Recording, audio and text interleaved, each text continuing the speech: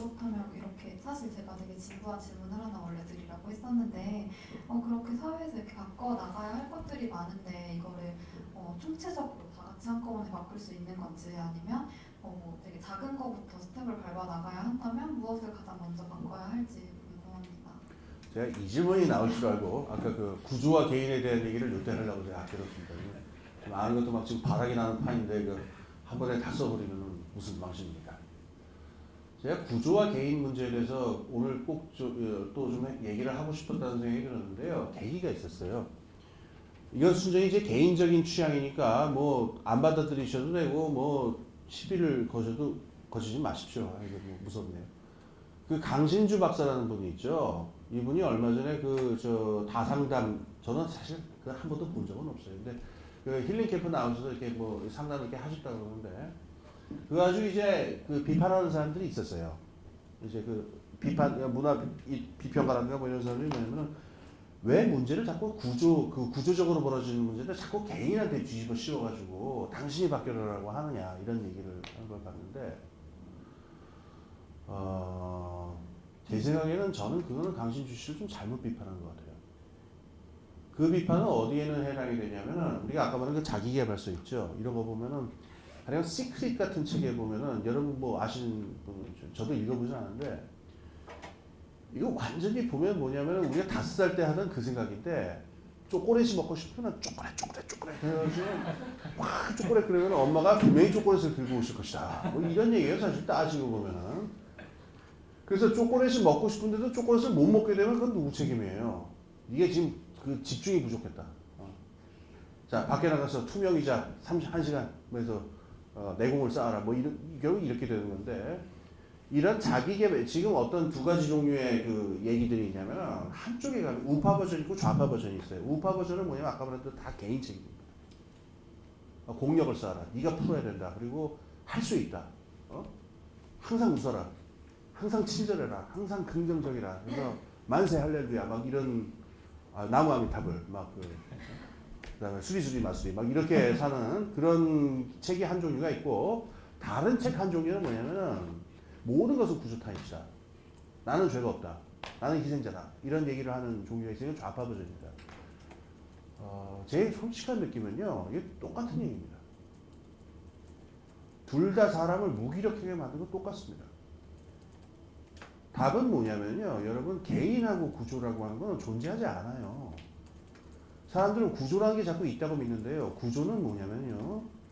사람들이 나를 둘러싼 사회적 관계와 세상이 힘들이 어떻게 작동하는지를 머리에 일목요연하게 정리하기 위해서 작성해놓은 표에 불과합니다. 인식론적 도구, 이거 휴리스틱 디바이스라고 그래요. 구조가 실제로 존재하는 것이 아닙니다. 구조가 어디 있습니까? 구체적인 재벌이라는 집단이 있고요. 구체적인 그 금융관료라는 집단이 있고, 구체적인 야당이라는 집단이 있고, 집권 여당이라는 집단이 있고, 조직노동 민주노총이라는 집단이 있고, 구체적인 집단과 사회 세력들이 있습니다. 구조는 없어요. 그리고 아까 말씀드렸듯이 개인이라고 하는 것도 참 희박합니다. 개인이 아무리 시크릿 한다고 해서 일자리가 생기지 않고 내 문제가 다 풀리지 않습니다. 그거 분명히 인정해야 됩니다. 내 힘으로 다 할 수 없습니다. 그러면 어떻게 되냐면은 그래서 아까 강신주 씨 얘기로 들어가겠는데 강신주 씨를 비판했던 분들이 아까 말한 무슨 시크릿이라든가 자기개발서에 대한 비판으로는 그건 말이 될 수 있어요. 구조에서 비롯된 문제를 몽땅 개인으로만 바꾸고 있으니까. 근데 제가 보기에는 저쪽도 똑같습니다. 구체적으로 그러면 누가 책임지고 누가 바꾸고 누가 뭘 시작을 해야 됩니까? 그런 얘기는 전혀 나오지 않습니다. 구조 탓을 하게 되면.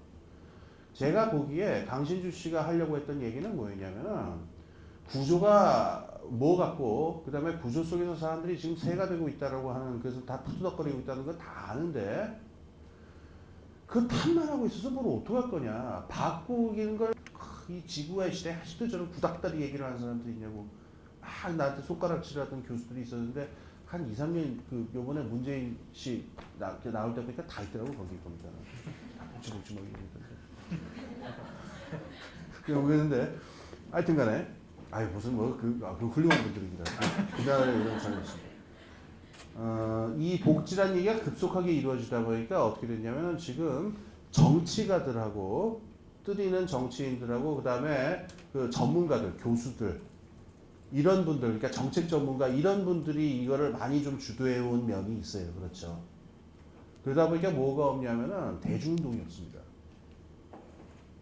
그래서 이 대중운동이 없으니까 어떤 식으로 이걸 활용할 수가 있냐면은 노령연금을 팍 깎더라도 노인정 한 5군데만 가서 대충 이렇게 하고 오면 돼요. 그게 신문에 잘 찍어서 내면은 다 무마되고 이런 일인데 아까 지금 우리나라 그래서 어떻게 됐냐면은 복지 담론이 막 일어나는 거 하더니 지금 어떻게 됐냐면은 정치인들하고 그다음에 그 정책 전문가들하고 언론 매체 몇 개 그 복잡하고 지리한 돈 계산하고 이런 걸로 이렇게 바뀌니까 슬슬 사람들이 지쳐가기 시작해요. 이렇게 되지 않고 이게 지속 가능하게 되려면 어떻게 되겠습니까? 그러면은 목마른 사람들이 모여서 우물 파는 그 우물조가 만들어져야 되겠죠. 예, 그렇습니다. 그래서 근데 제가 뭐해서 이거를 갖다가 이해 집단을 만들자라는 얘기는 아닙니다. 아까 말씀드렸듯이 복지나 이런 거는 사회 차원에서 연대하고자 하는 거지. 아, 우리는 청년이니까 우리 걸 먹을 거야. 뭐 이런 거 아닙니다. 그래서 목마르면서 현명한 사람들의 모임을 그 곳곳에서 우후죽순으로 만들어야 할 것입니다. 네, 그래서 저희가 그런 사람들이 되기 위해서 복지국가 청년 네트워크를 하고 있고요. 그래서 네. 이제 주최 측에 네, 주최 측이니까요. 네. 그래서 여러분들이 만약에 뭐 저희 단체 후원을 해주시고 그러면 아무래도 더 힘이 되지 않을까 하는 생각이 듭니다. 네, 그리고 네, 다시 청년 얘기를 한번 돌아가 보면요. 최근도 아니에요. 뭐 아프니까 청춘이다 이런 얘기가 되게 많잖아요. 거기 공감하는 사람도 많고 우리 청년 스스로도 되게 그런 말에 그러면 뭐 나 청년이니까 아프니까 이거 지나면 괜찮을 거야 이렇게 생각들을 많이 하는 것 같아요.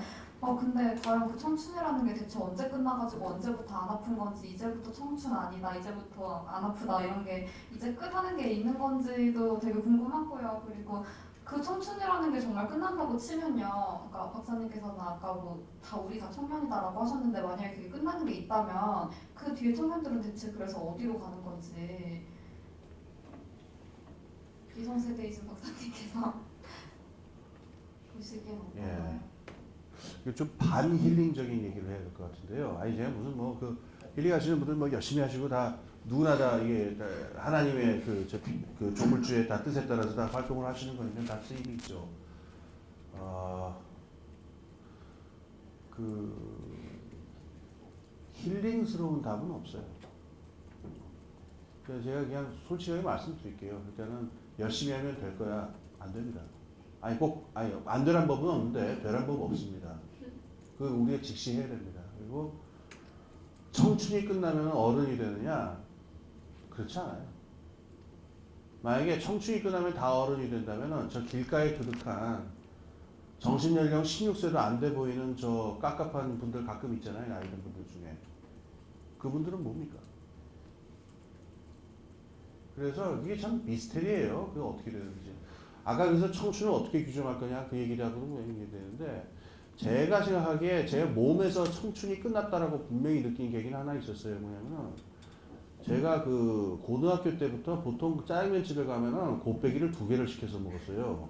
정말 많이 먹었습니다. 그래서 저도 지금 안 믿어지는 숫자인데 한 번은 피자 뷔페에 가갖고 뷔페에 가서 미디움 피자를 6판을 먹은 적이 있어요.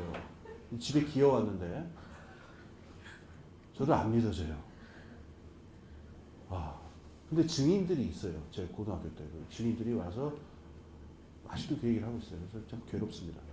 근데 그리고 이제 학생 식당에 가서 밥을 타러 먹으면 2번은 다시 가서 더 타 먹는 건 기본이고 한 3번 정도 먹고 그래야 직성이 풀리는데 그리고 한 2시간 있다 또 라면 먹으러 가고 뭐 그랬던 기억이 나는데 그게 몇 살인지 정확하게 기억은 안 나는데 부담스러운 때가 오더라고요. 짜장면 곱빼기를 보면 저걸 내가 어떻게 저걸 다 먹어? 뭐 이런 생각이 드는 거예요.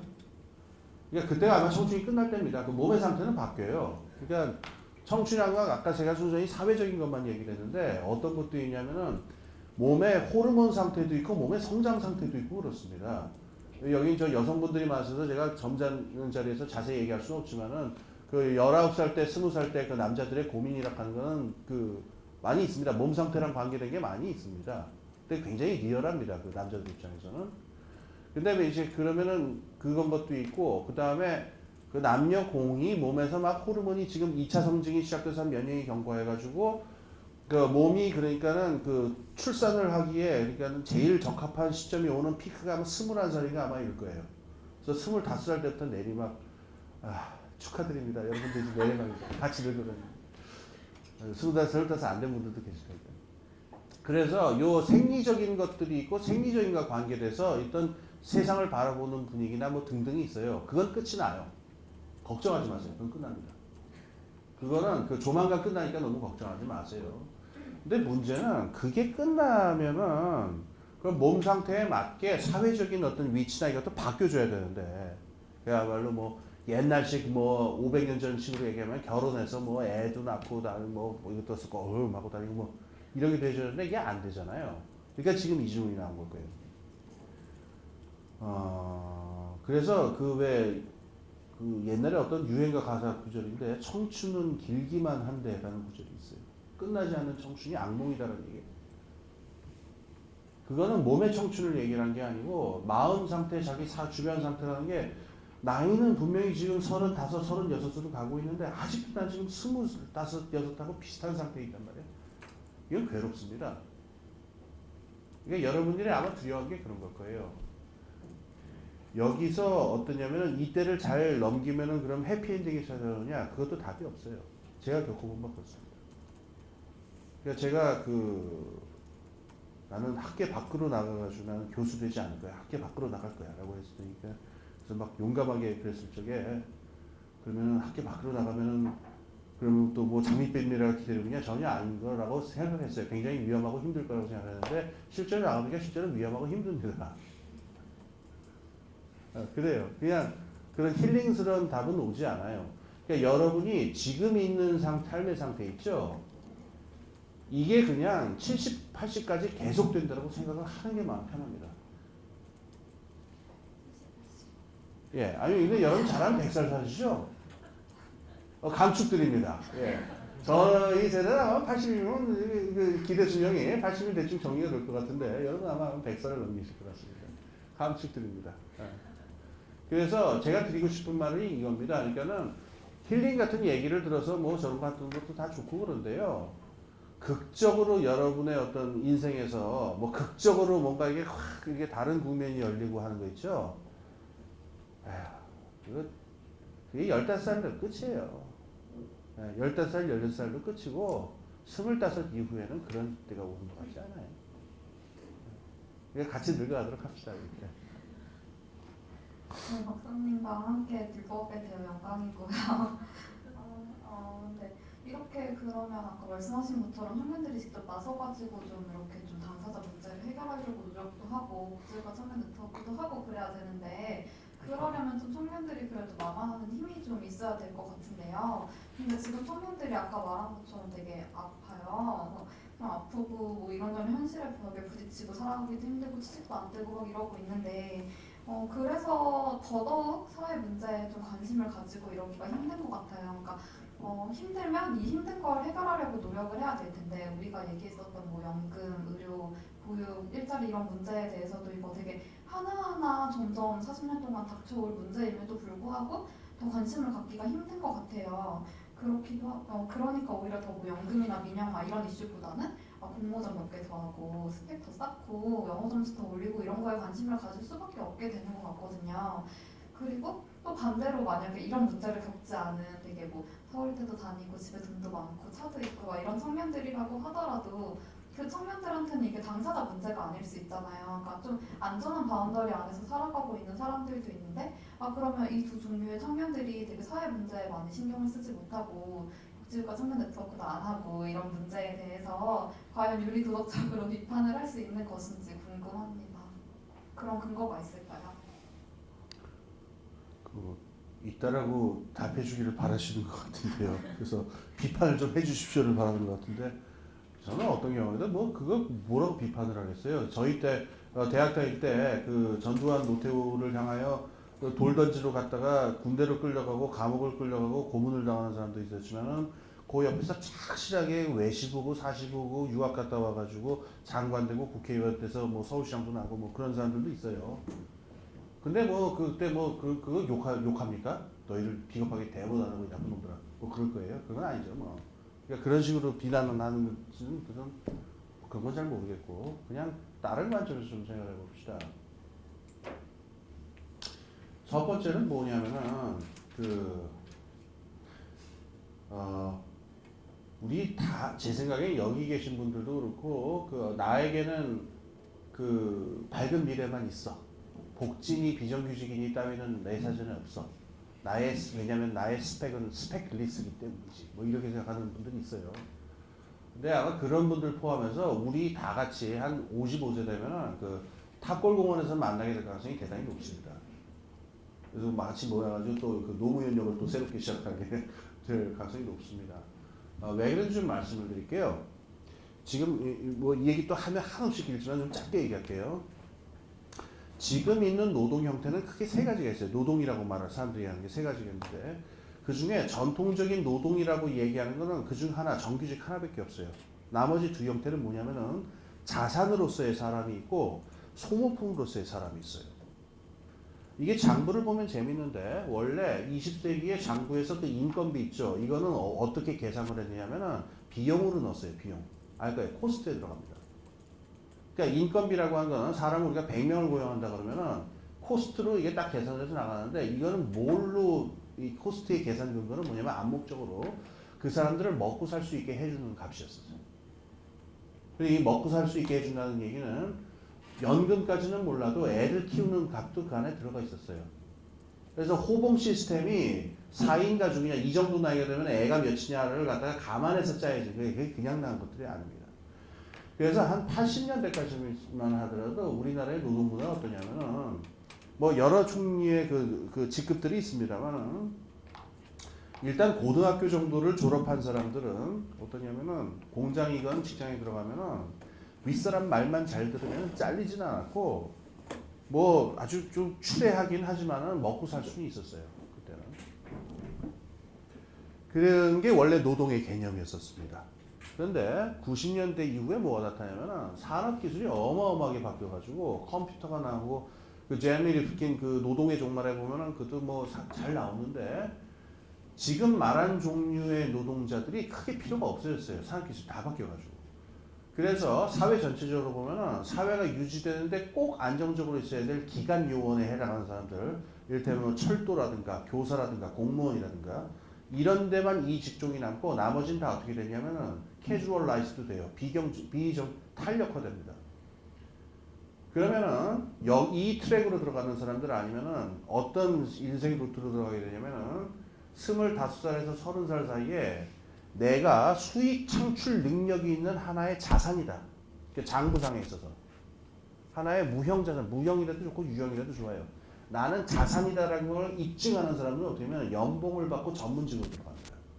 변호사가 되거나 의사가 되거나 또는 무슨 뭐 MBA를 따오거나 등등 하면은 이 사람들은 아까 말한 그 생활비를 주는 인건비, 코스트 개념으로 계산이 되지 않고 저 사람 1년에 채용하면 어느 정도 효과가 있다는 거 자산 계산하는 거랑 비슷한 방식으로 해서 살아가게 돼요. 그걸 입증하지 못했고 아까 말한 정규직 트랙으로 또 들어가지 못한 사람들은 뭐가 되느냐.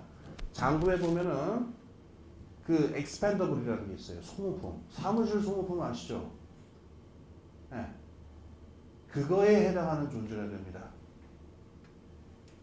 물론 소모품도 여러 가지가 있어요. 아주 그냥 쓰고 버리는 지우개 같은 거, 그 다음에 화딱지 나면 막 집어 던지는 무슨 물병 이런 소모품도 있겠지만은 상당히 소중하고 괜찮아 보이는 소모품도 있어요. 가지가지입니다. 소모품이. 그래서 비정규직 노동자의 종류가 굉장히 많아요. 이 세 가지 중에 하나의 트랙으로 들어가게 돼 있어요, 여러분. 근데 이게 얼마나 갈 것 같습니까? 자, 이 세 가지가 어떤 말로는 너무 아무하다. 어떻게 전개될지 한번 생각해 보세요. 첫 번째 이 익스펜더블로 가게 될 경우 있잖아요. 사람이 정말 소모가 됩니다. 글자 그대로. 이거 비유적으로 하는 얘기 아니에요. 소모품의 존재 이유는 소모되는 데 있어요. 그렇죠? 그래서 사람이 이런 상태로 들어가게 되면 45이 되거나 쉰이 됐을 적에 어떤 몸 상태, 정신 상태가 될지 삶의 환경은 어느 정도로 구성해 있을지 이거 아무랑이 짝이 없습니다. 그건 뭐 더 얘기할 필요가 없을 거예요. 자, 그 다음에 정규직 이 부분은 어떤 압력을 받느냐. 사회 전체적으로는요. 이 정규직이라는 형태로 운영되는 소위 말하는 사회 기관 시설이라고 하는 것 있죠. 그것의 부피를 계속 줄이라는 압력이 끊임없이 가해집니다. 그게 유명한 민영화, 사유화 이런 것들입니다. 구조조정, 정리해고. 그래서 정말 기관 요원이 없으면 안 되는 것만 착같이 가려내가지고 나머지는 계속 분사화 시켜버리고 외주를 줘버리고 비정규직화 시켜버리고 구조조정해서 잘라버리고 그렇게 합니다. 이게 대기업만 이런 게 아니고요. 자동차 공장만 이런 게 아니고 학교에도 병원에도 공무원에도 계속 이 압력은 주어집니다. 지금 공기업이 막 깨지고 있죠. 그래서 이 정규직 루트로 간 사람들도 항상 불안해해요. 한번 보세요. 내가 보기에는 뭐 교사나 무슨 구급 공무원 정도면은 좀 그런 걸 안 느끼는데 공기업에 있는 사람들 정도면은 무슨 일이 언제 어떻게 될지 모른다는 불안은 항상 배어 있어요. 그러니까 노조가 상대적으로 잘 돼요. 거기는. 된다 할지라도 근데 문제는 뭐냐면은 여기 이 경우에 50을 넘어서 다니긴 힘들어요. 아마 제 생각에는 정년 연장의 의미가 있는 거는 공무원하고 교사들 정도일 뿐일 거예요. 60살 넘어서까지 직장 붙어 있는 사람 보셨어요 요새? 지금 말하는 공무원들하고 교사들 말고. 그럼 대충 한 54세, 5세 정도에 54세, 5세 정도에 정리가 되는데 그럼 한번 생각해 보세요. 아까 막 이 사람들은 인생 루트는 어떻게 되냐면 태어나서 한 중학교 정도 때부터 28, 9이 될 때까지는 이 직장에 들어가기 위해서 길을 쓴 사람들이에요. 시험을 보고 학원을 다니고 대학을 들어가고 취직 준비를 해서 들어가기 위해서 좋은 성적을 거둔 사람들이에요. 그래서 들어갔어요. 근데 막상 직장을 다니는 기간은 한 22년밖에 안 돼요. 그 다음부터는 뻥 비어 있어요. 뭐라고 해서 할지 알 수가 없어요. 그럼 문제는 여러분 그 22년 동안에 말이에요. 내 아이를 기를 돈하고 내 노후를 부양할 돈하고 이 3대가 먹고 살 돈은 22년에 다 벌어야 되거든요. 그렇죠? 견적이 나와요? 그럼 계산해 보세요. 제 생각에 이 정도면 가능해요. 제 알고 있는 친구 중에 공기업 다니는 친구가 있는데 나이가 46인데 부인하고 같은 직장에 있어요. 직급도 똑같아. 공기업 월급 세게 받고 그래서 지금 아파트 자기 집이 6억쯤 되는데 빚이 없대. 그러니까 뭐 저축 좀 있을 거 아니에요. 그러니까 대충 한 순자산이 한 7억 8억 되는 것 같아. 이 정도 되면은 좀 마음을 놓을 수 있으려나? 그죠? 근데 이런 사람 몇 프로예요? 그 친구 서울대학교 동양사학과 나왔어요. 부인은 서울대학교 국사학과 나왔고. 탑 엘리트에 해당하는 사람들의 삶이 이래요. 이게 몇 명이나 되겠습니까? 이 기회가 주어진 사람이. 그래서 50살이 됐는데 노후 자금이 안 돼 있고 내 자식 대학 학비가 마련이 안 됐다 그러면은 은퇴를 할 수가 없어요. 그러면 어떻게 되느냐? 치킨집을 열어야 돼요. 퇴직금에다가 몇 달 알량하게 한 2, 3억 준 거 가지고 뭘 시작을 해야 되거든요. 근데 말이 좋아 자영업이지 그건 정글이죠. 길거리라 자영업이라는 건 완전히 정글입니다. 어떻게 될지 몰라요. 그래서 한 55세, 6세쯤 되면은 다 털리고 이제 탑골공원으로 올 가능성이 대단히 높습니다. 자, 그 다음 이제 첫 번째 직종은 안전할까요? 이건 감가상각이라고 아세요? 자산인데 자산을 쓰면은 마모되죠. 그래서 시간이 지나면 자산의 가치가 계속 떨어집니다. 자산의 가치가 떨어지는 데는 그 자연적인 마모, 테어 앤 웨어에 의해 가지고 계속 기계를 쓰다가 낡아지는 것도 있는데 뭐가 있냐면은 신제품이 나오면은 상대적으로 감가가 되는 게 있어요.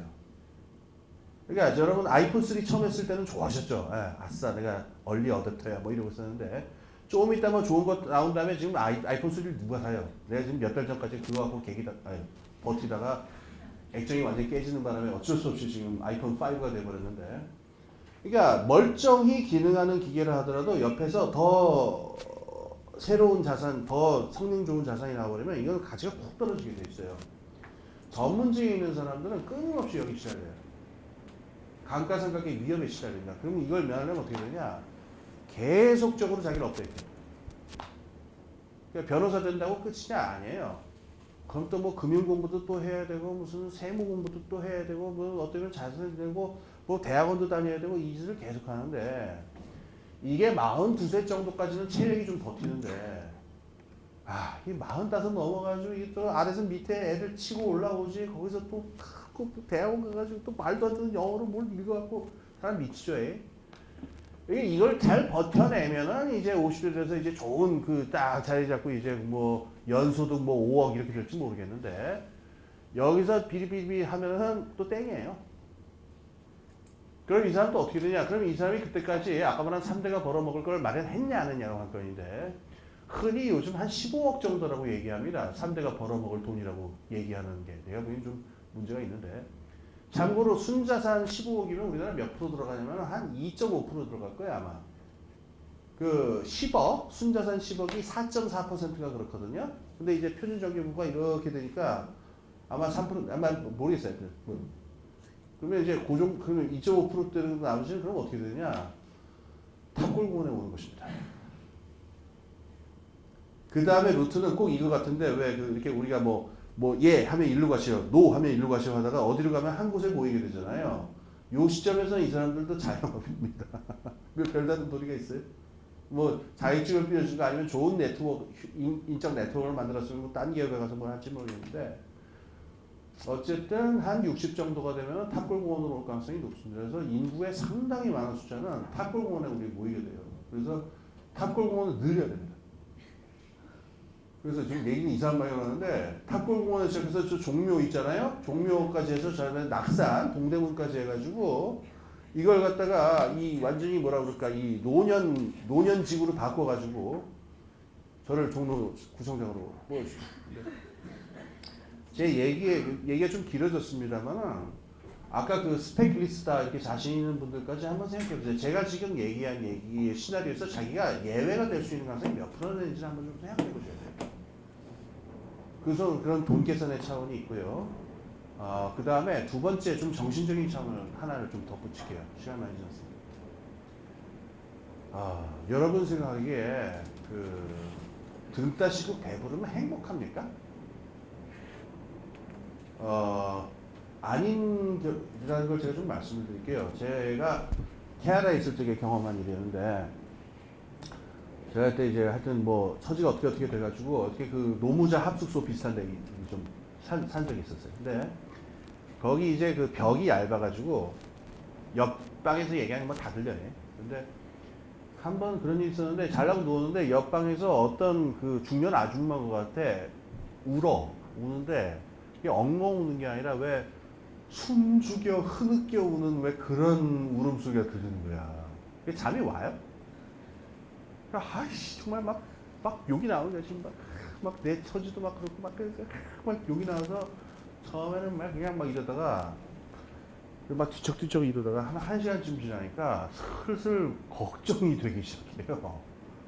왜냐면 좀 울다가 잊을만하면 또 울기 시작하고 또 이게 한 시간 상태가 넘으니까 좀 뭔 사연이 있는 거 뭐 이런 생각이 들고 나중에 한 2시간쯤 되니까는 이거 뭐 안 되겠다 이거 커피라도 한 잔 끓여서 가야 되는 거냐 뭐 경찰에 전화를 해야 되냐 뭐 이런 생각이 드는데 참고로 저는 무슨 그런 그 성자 같은 사람이 전혀 아니에요. 저는 아주 그 야멸찬 그 짐승에다 야멸찬 인간인데 그래서 그냥 자는 둥 마는 둥 하고서 다음날 아침 제가 느낀 게 뭐냐면 똑같은 사람 가면 여러분 똑같은 생각할 텐데 옆에 있는 사람이 불행한데 내가 행복할 수 있느냐라고 하는 그 질문이 아주 강하게 왔어요.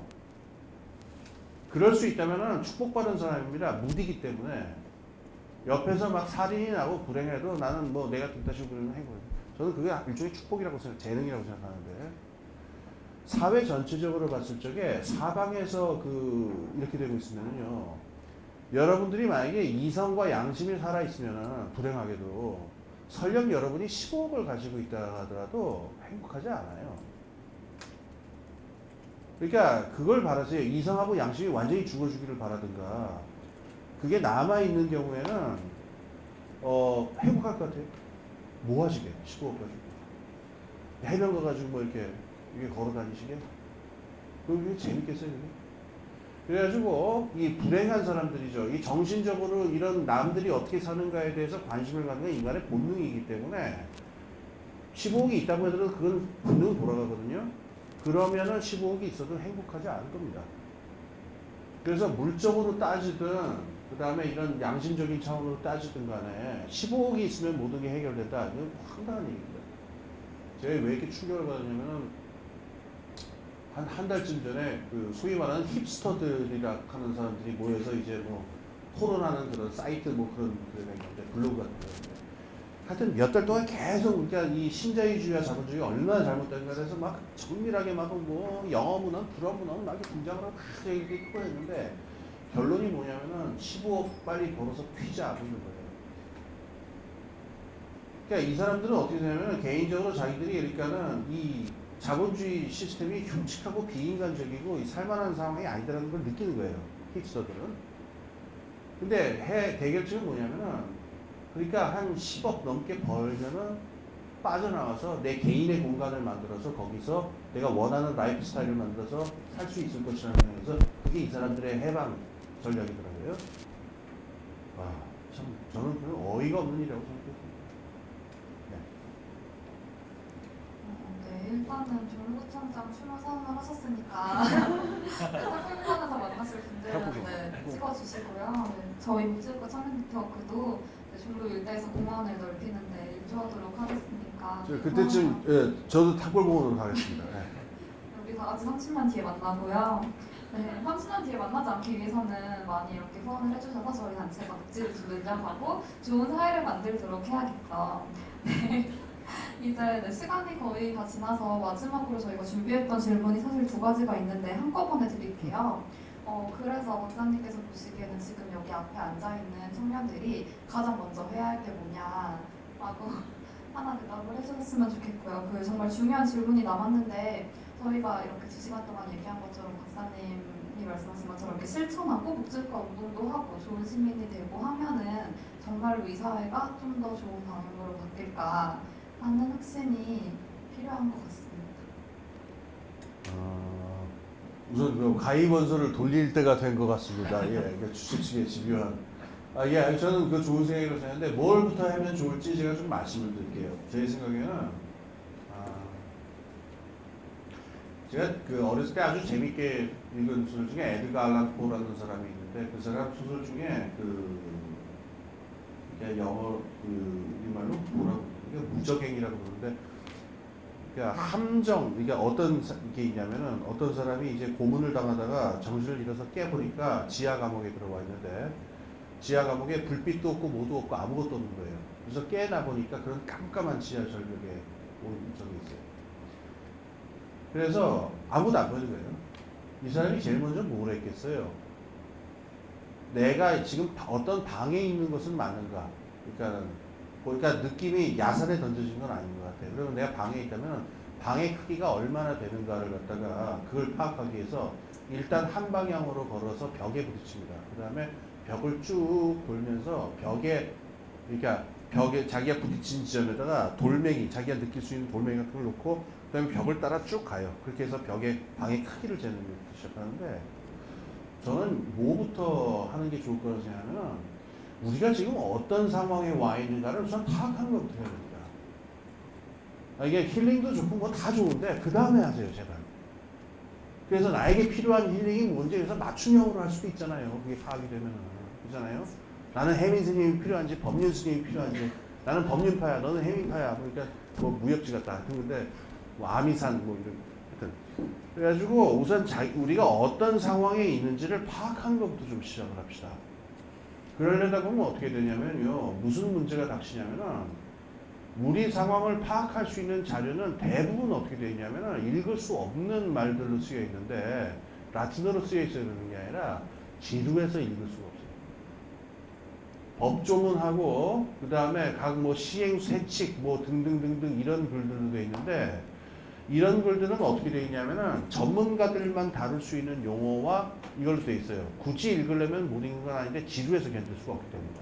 그럼 그 전문가들은 그걸 어떻게 견디느냐? 돈을 주거든요. 그러니까 변호사들, 노무사들 이런 분들은 그게 직업이니까 안 읽을 수가 없어요. 그러니까 제가 금융 공부하니까 그러더라고요. 돈 벌 생각도 없는 놈이 금융 공부하는 건 처음 봤다라고 뭐 그러더라고요. 누가. 왜냐면 굉장히 지루하거든요. 금융 공부도. 근데 그 지루함을 이겨낼 수 있어야 됩니다. 그 수준에. 그래서 우리가 지금 어떤 상황에 있는지를 파악할 수 있는 공부가 뭐 단순히 책임이 아니라 그걸 우선 토론하기 시작해야 되고 그 다음에 내가 힐링으로 달려갈 건지 아니면은 뭘 해야 될 건지 등등 아니면 뭐 유학을 갈 건지 등등을 갖다가 그 다음에 이게 나오게 되는데요. 이 시점에서 그 가입원 소음을 여러분이 좀 쓰셨으면 좋겠는 게요. 이거 혼자서 하기 힘듭니다. 그러니까 여러분이 가령 지금 복지의 관계, 청년 복지의 관계라는 걸 좀 알아보자. 어디 가서 뭘 어떻게 해보겠어요. 그죠? 그러니까 무슨 뭐 그러면은 무슨 자료를 구해서 뭘 읽어야 되고 뭐 이거를 갖다가 혼자 하기 힘들고 같이 그걸 하는 친구들이 있어야 되고 읽고 토론을 하려도 같이 옆에 친구가 있어야 되고 읽은 다음에 어떤 결론을 낼지 등등에 대해서도 이걸 팀을 이루지 않으면은 이거는 할 수가 없습니다. 그래서 여러분이 지금 자기계발서 같이 뭐 혼자서 뭐 어떻게 해보자 그건 뜻도 없는 얘기고요. 같이 문제를 풀어가 보자라는 문제의식을 공감하는 사람들끼리 일단 모여서 술 먹지 말고 우리 상황부터 알아보자라고 하는 그 노력을 시작하셨으면 좋겠습니다. 여러분 굉장히 강해지셔야 됩니다. 그 지루한 거 있죠. 필요하면 영어 공부도 해야 되고 필요하면 무슨 뭐 산수 공부도 해야 되고 막 법전 육법전서도 뒤져보고 이래야 되는데 그거 견뎌내셔야 됩니다. 이거 하려면. 그러려다 보면은 같이 좀 모일 필요가 있습니다. 그게 첫 번째고 두 번째가 뭐였죠? 네. 저희가 이렇게 열심히 복지가 청년 네트워크 활동도 하고 후원도 하고 이러면 사회가 정말로 좋은 쪽으로 바뀔까? 예, 그건 제가 아까 한 얘기에서 일관되게 제가 말씀드리는데요. 몰라요. 제가 그래서 걱정하지 마십시오. 이게 바뀝니다. 다 바뀝니다. 뭐 이렇게 얘기했으면 좋겠죠. 솔직하게 말씀드릴게요. 그건 아무도 모릅니다. 스웨덴 같이 된 나라도 있는데요. 복지국가가 그 운동이 있고 사회민주당이 있다고 해서 다 스웨덴 같이 된 거 아니죠. 처참하게 뭐 망가진 나라들도 있습니다. 어떻게 될지는 몰라요. 그건 뭐에 달려있냐면요. 저하고 여러분들이 지금부터 어떻게 하느냐에 달려있어요. 그래서 제가 왜 이 말씀을 드리냐면요. 박정희 시절에 유행했던 구호가 있는데 하면 된다라는 말이 있어요. 하면 된다. 근데 이게 어떻게 좀 이상하게 돼가지고 요즘은 사람들이 뭐냐면 되면 한다 이렇게. 그래서 여러분들이 만약에 그런 말씀이 듣고 싶다면은 이거 된다. 그러니까 여기 와서 붙어라. 만약에 이런 말씀을 듣고 싶으시다면은 저는 딴 분한테 가세요. 저는 모르겠어요 그거는. 근데 아마 저는 이렇게 얘기하고 싶은데요. 되면 한다라는 생각을 갖고 되지는 않아요. 그러니까 이걸 한번 될 것 같으니까 한번 해보자 이런 정도로 만만한 일은 아니고요. 그 변호인 영화에 보면은 송강호 씨의 명대사 중에 그런 거 있죠. 세상이 대모 몇 번 한다고 바뀔 만큼 그렇게 말랑말랑한 줄 아냐고. 뭐 그 다른 명대사도 있지만은 그 말이 틀린 말 아닙니다. 그래서 어떻게 될지 모르겠고. 그래서 여러분이 만약에 이걸 하기로 이런 걸 하겠다고 마음을 먹으시면요. 한번 취미로 해보자. 뭐 그런 차원에서 하실 수도 있는데 정말로 복지국가를 만드는 걸로 내 한번 20대 젊음의 뜻을 세워보겠다 이런 생각하시면요. 큰 용기를 내셔야 돼요. 아니 뭐 감옥에 가라 이런 이런 흉측한 얘기 아니에요. 아닌데 진지하게 받아들이고 이걸 하기 위해서 이걸 내가 내 삶에서 굉장히 중요한 것으로서 보겠다라고 진지하게 생각하실 필요가 있습니다. 저는 그렇게 말하고 싶습니다. 네, 감사합니다. 그럼 우리 모두 진지하게 세상을 약간 말랑말랑하게 만들어보기 위해서 나가실 때는 화원회와 가이스 한 장씩 쓰고 가시면 되겠습니다. 네, 그러면 이렇게 1시간 반 동안 진짜 저의 되게 의문들의 현답들로 대답해 주신 박사님께 정말 감사드리고요. 이렇게 또 많이 조금 더 속이 시원해졌으면 좋겠다. 좀 더 많은 질문을 하고 싶다. 좀 1시간 반 너무 모자라다 하시는 분들은 이따가 수료식이 끝나고 같이 호프집이 예약되어 있으니까 같이 뒤풀이 가셔서 되게 평소에 만나보실 수 없는 박사님과 술 한잔 기울이면서 물어보시면 될 것 같습니다. 네, 박사님 정말 감사합니다. 네, 감사합니다.